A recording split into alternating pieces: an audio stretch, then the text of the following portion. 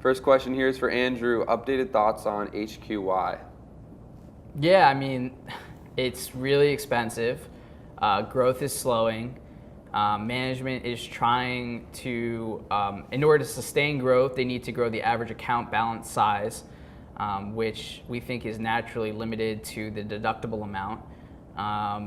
So what are they trying to do? They're trying to go out and get into the 401k business to try and increase that average account size by taking funds that would have otherwise gone into a 401k, putting them into an HSA.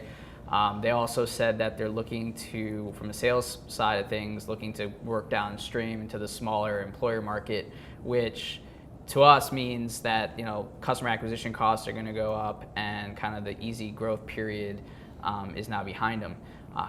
Combine that with the fact that, well, at least that it seems that we're not going to get healthcare reform anytime soon. So the perceived benefit of doubling the HSA contribution and all these policy tailwinds as it relates to health savings accounts, pushing that catalyst calendar out, and at what is it, 30, probably like high 20s EV to EBITDA, which on everything that I just mentioned, just doesn't really seem like a great long, which is why we're short. And we recently took it off our long bench because initially we had thought that we could be cute with timing, tactically be short 6 to 9 months and then try to get a lower price. But the more work that we kind of dug in, we got less enthusiastic about the potential for this being long, and think that there's a lot more downside to come first before things start to get interesting. So we're still committed here. We're doing more work. We've got a couple data sets. Going to get a presentation on the calendar probably sometime in August. Right. But it should be good. Awesome.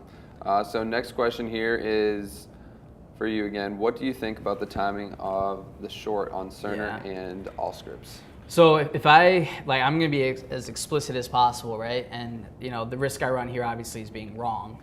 Right.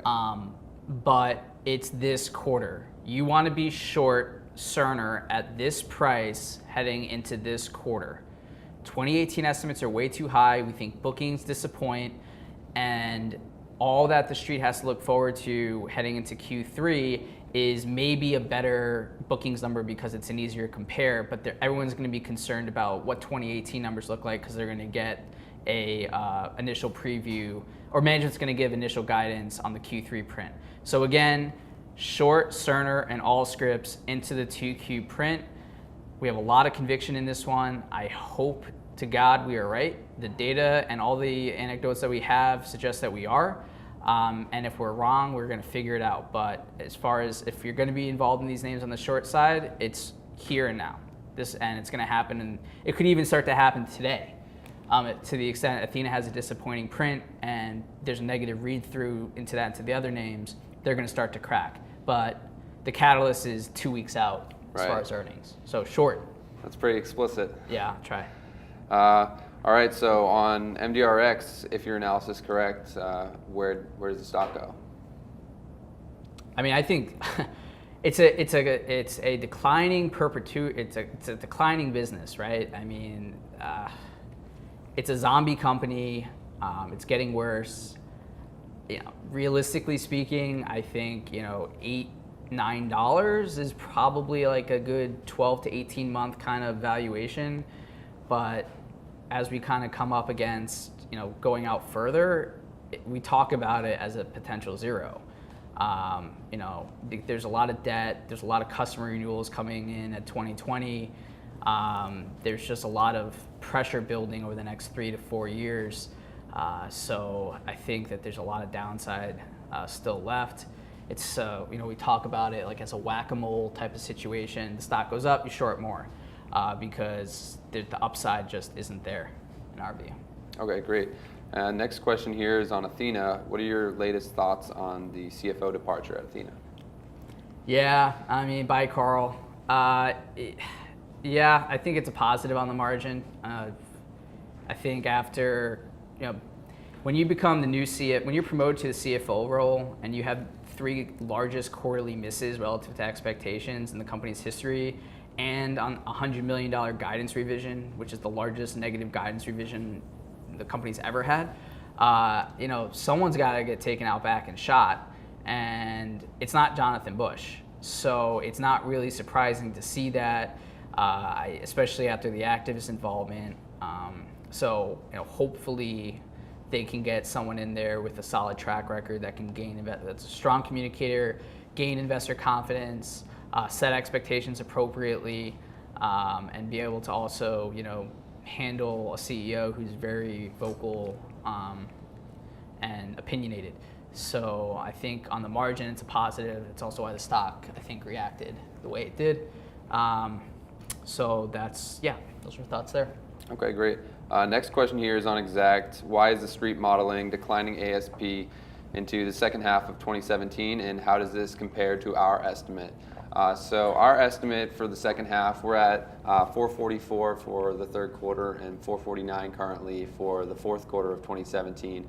And I think the big reason behind our ASP being different than the streets is that when a payer is contracted, they get contracted, and management has been really explicit about saying there's no benefit to the business for 9 to 12 months.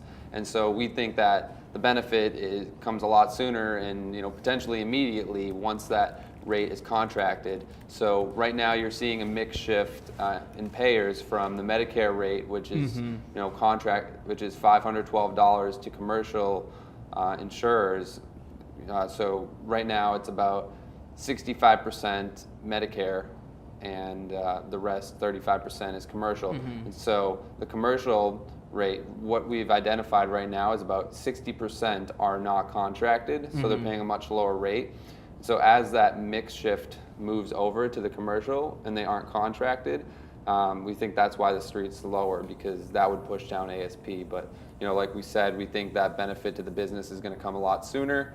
And what has management said about the timing, like from the time they get a contracted rate to having a meaningful impact? Right. So they've said, from the time they get a positive coverage decision, it's about 9 to 12 months from then to get a contracted rate, and then from the contracted rate to a benefit of the business, that's another 9 to 12 months. Logically speaking, does that make sense to you? No, I think the benefit would come immediately, after they have that contracted rate. So that's our thinking on that. Okay. So. And the ASP in management's guidance is ASP in management's guidance is 415 to 435. And what was it last quarter? Last quarter it was 442, and it hasn't been down sequentially since the beginning of 2016. Yeah. So after they got the coverage favorable US PSTF? Yeah, that was last June, and it hasn't been down sequentially since before then. So. All right, next question here for Andrew. Any evidence to suggest uncertainty related to health reform impacting healthcare IT spend? Yeah, I mean, obviously that was a pretty hot topic in the fourth quarter.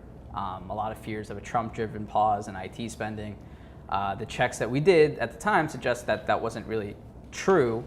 And if you think about these large decisions, I mean, it's not something that gets made overnight. So the deals that closed in 4Q were well in motion in terms of due diligence and getting board approval. Probably they got kicked off sometime in the beginning of 2016, if not in 2015, right? So it's not surprising that they got to the finish line and they crossed the finish line, especially since there's still a lot of uncertainty. Is this actually going to be real? Like, to what extent is it going to impact me? We're doing a revenue cycle decision. There's a positive ROI, so let's just get it over the line and do it. Or we're on a legacy system and we have to make a decision either way. I think what we're starting to see now is the lack of new decisions even starting in the first place, which obviously is going to have a lag effect on bookings.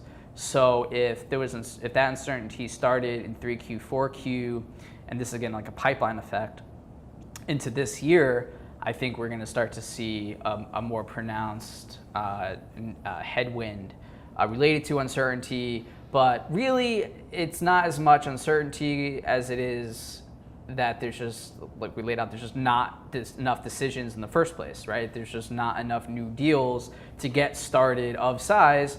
So naturally, the market's going to slow. I think where we have seen more of an immediate impact from the Trump election and the policy uncertainty, and is around population health and a lot of consulting initiatives like advisory board type solutions related to going to from fee for service to fee for value.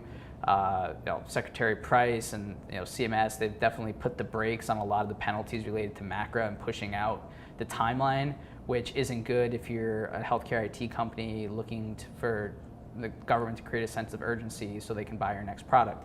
So I think population health and value-based care is most likely to get hit, but again, the way that these decisions work, it's not like someone flips a switch and demand drops off a cliff. These are big deals, non-for-profit institutions that had, there's momentum, right? There's a lot of momentum to these deals, and then once the momentum eventually fades, and I think we're going to start to see that over the next 9 to 12 months. Okay, great. I think we have time for one or two more questions here. So here on Cerner, what is the pushback you get on Cerner?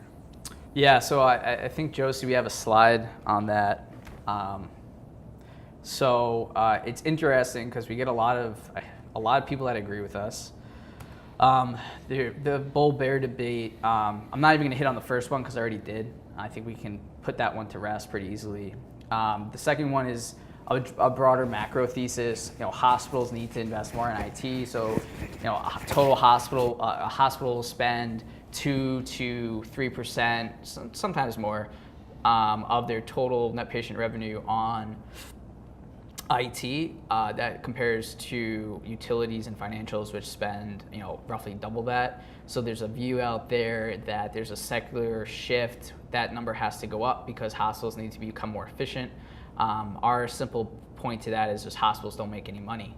So if they're already loss-making entities to begin with, an incremental 3%, 3%, or doubling of your IT spend could be crippling to an organization, especially on the smaller side. So I just don't think that's the case. And then we poked holes in population health, but I won't touch on that in detail here. We can do that offline. And then IT Works, basically saying, IT Works is a really good, or not great, but it's a big bookings, big dollars, which it is, but at the same time it's lumpy and you can't count on it. And it's essentially rebadging hospital employees at a very low margin cost plus type of arrangement. So it's really not that sexy, and it doesn't help your it actually hurts your incremental profitability if your software sales are in decline. So I just don't think at whatever 27, 28 times earnings, that's a really tangible or valid growth driver there. And then on the RCM side, yeah, they've gotten a lot better at it, but when you include Siemens, they're 50% penetrated their existing base. So again, if this is a company that needs to sell more business next year and the year after that than the years before to grow top line, these metrics are very negative and run counter to that. All right, great. I think we have time for one more question here. So what do you think of the Allscripts NetSmart merger? Yeah, financial engineering at its finest. Allscripts did not invest in their home care business. I'm going to butcher the numbers because I haven't looked at them in like a couple weeks, but I think that it was like 80% or something, like really super high gross margin business, an operating margin business, because they weren't investing in it. So it was just a maintenance stream. And so they had this declining asset that they haven't been taken care of. So they were like, well, let's take this, merge it with a faster growing NetSmart behavioral business, and then try to get a really high multiple, when in reality NetSmart's EBITDA, 60% of it's coming from that home care business, which is shrinking. So, and under Allscripts, they're probably valuing that thing at like, on a standalone basis, that NetSmart or that home care business is probably worth like 6 to 8 times EBITDA, right? But hoping to put it in under the NetSmart umbrella, they're gonna get a multiple that's like 15 times EBITDA. So there's definitely that element of financial engineering. I've heard okay things about NetSmart, but nothing great. They are a big behavioral unit, but there's a lot of leverage there, so I don't really see where the equity value is for Allscripts shareholders, especially since they seem to continue to do deal after deal after deal to sustain NetSmart's growth. They just did one, what was it, yesterday, or they announced it, Deverio, or whatever that is. So the leverage roll-up continues, and I think it makes forecasting the company more difficult. I'm really interested to see what bookings look like this quarter for NetSmart. I'm hoping management will break it out for us. I think they should, because investors need to know what the core business is doing.